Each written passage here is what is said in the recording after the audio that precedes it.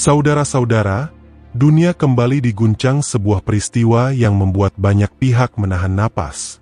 Bayangkan sebuah jalan tol megah, simbol modernitas, konektivitas, dan kecepatan.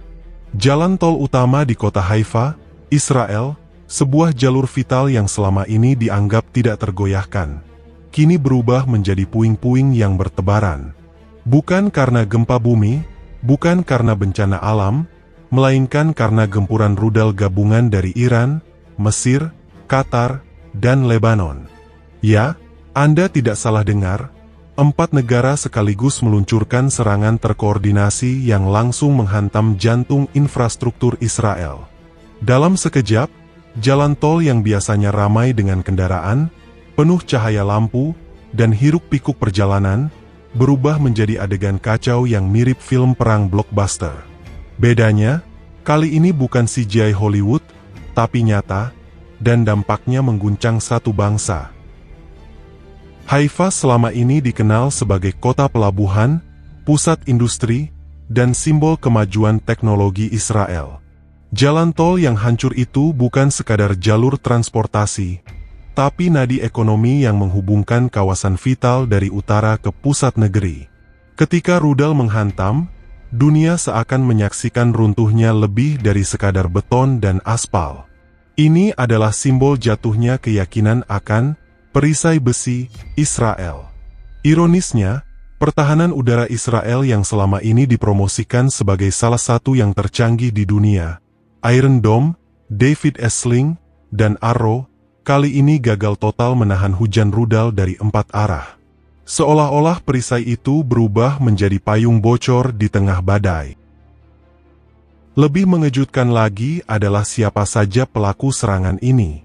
Iran sudah jelas, lawan klasik Israel di kawasan. Lebanon dengan Hizbullahnya juga bukan hal baru. Namun ketika Mesir dan Qatar ikut dalam gempuran, itulah yang membuat seluruh dunia mengernyitkan dahi. Mesir selama ini dikenal sebagai negara yang pernah menandatangani perjanjian damai dengan Israel. Qatar, meski sering vokal dalam diplomasi Timur Tengah, jarang sekali turun langsung dalam konfrontasi militer. Tapi malam itu, semua berubah. Seolah-olah dunia sedang menyaksikan babak baru sejarah. Musuh lama dan kawan lama bergabung dalam satu panggung serangan. Analogi sederhananya, bayangkan mantan rival sepak bola tiba-tiba main dalam satu tim, dan langsung mencetak gol spektakuler ke gawang lawannya. Begitu jalan tol runtuh, Haifa lumpuh. Ratusan kendaraan yang tengah melintas ikut terjebak dalam kehancuran. Sirene meraung di seluruh penjuru kota. Warga panik, berlarian mencari perlindungan. Pemerintah Israel pun segera menggelar rapat darurat. Namun, di saat yang sama, kritik keras bermunculan. Pertanyaan besar menggema. Mengapa pertahanan udara bisa ditembus? Mengapa evakuasi begitu lamban? Media lokal menyebut tragedi ini sebagai Hari Gelap Haifa. Para pengamat menyindir, jika selama ini Israel dianggap kebal, maka malam itu Israel terasa rapuh, seperti kaca yang dihantam palu berkali-kali. Tak butuh waktu lama, dunia internasional langsung bersuara. Amerika Serikat menyatakan kecaman keras, menyebut serangan ini sebagai eskalasi berbahaya yang bisa memicu perang regional. Uni Eropa menyerukan gencatan senjata segera, sementara Rusia dan Tiongkok memilih menyoroti kegagalan Israel mempertahankan wilayahnya. Di media sosial, tagar Haifa kolapse dan Middle East on fire langsung jadi trending global. Ironisnya, sebagian publik dunia menanggapi dengan humor sinis. Meme bertebaran, menyamakan runtuhnya tol Haifa dengan adegan video game yang levelnya terlalu sulit. Namun di balik humor itu, ada rasa khawatir yang nyata. Apakah ini hanya awal dari perang yang lebih besar? Bagi pemerintah Israel, tragedi ini adalah pukulan politik yang memalukan. Perdana Menteri menghadapi tekanan dari oposisi dan publik yang marah. Rakyat bertanya, bagaimana mungkin aliansi kecil bisa menembus benteng pertahanan yang katanya paling kuat di dunia? Sebagian analis membandingkan situasi ini dengan runtuhnya tembok Berlin, bukan karena materialnya, tapi karena simbol yang hilang.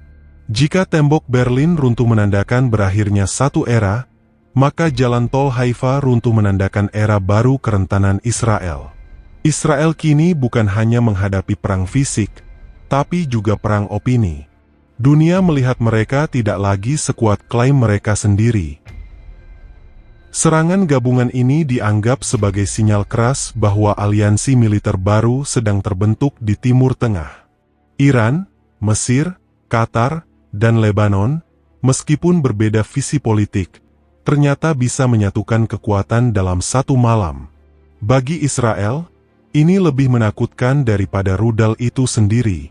Karena rudal bisa ditembak jatuh, tapi kerja sama lintas batas adalah bom waktu yang jauh lebih berbahaya. Seorang analis internasional menyebut, jika malam ini Haifa, besok bisa Tel Aviv. Dan jika Tel Aviv jatuh, maka peta politik Timur Tengah akan ditulis ulang. Kini, tragedi Haifa tidak hanya dipandang sebagai masalah Israel. Dunia bertanya-tanya, apakah kita sedang menyaksikan prolog dari Perang Dunia versi abad 21? Infrastruktur sipil, bukan hanya pangkalan militer, kini jadi target. Dan ketika tol bisa hancur dalam sekejap, maka tidak ada kota yang benar-benar aman. Bayangkan, jika infrastruktur vital di negara-negara lain mengalami hal yang sama, jembatan di Eropa, rel kereta di Asia, atau bandara di Amerika. Dunia modern yang kita banggakan ternyata rapuh, cukup dengan beberapa rudal untuk mengubahnya menjadi reruntuhan. Saudara-saudara, tragedi Haifa ini memberi pelajaran pahit. Perang bukan hanya tentang tank dan rudal, tapi juga tentang simbol dan opini. Runtuhnya jalan tol bukan sekadar kerugian infrastruktur, melainkan keruntuhan psikologis, politik, dan diplomasi. Israel kini menghadapi badai dari dalam dan luar negeri. Dunia menunggu langkah mereka berikutnya. Akankah mereka membalas dengan kekuatan penuh, atau justru terjebak dalam spiral konflik yang lebih luas? Yang jelas, apa yang terjadi di Haifa bukan hanya kisah sebuah kota yang kehilangan jalannya, tetapi juga peristiwa yang mengguncang opini dunia internasional. Karena dalam peperangan modern, yang runtuh tidak hanya beton dan baja, tapi juga rasa percaya diri sebuah bangsa.